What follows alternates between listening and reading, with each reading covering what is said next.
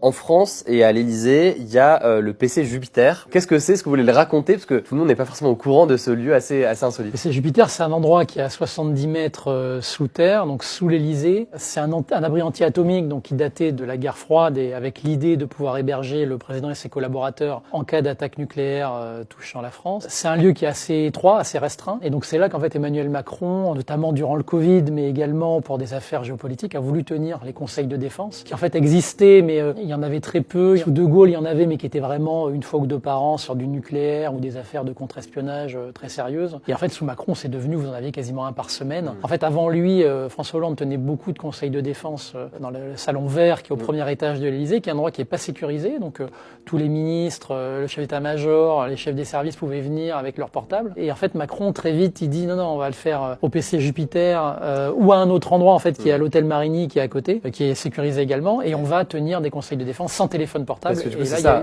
ça. La diff avec le PC Jupiter, c'est quoi? Parce que être 70 mètres sous terre, bon, ça peut être utile, mais pas forcément là dans ce cas précis. C'est surtout quoi? C'est qu'il y a pas de téléphone à l'intérieur. C'est quel genre de sécurité? C'est un abri anti-atomique, faut quand même le préciser.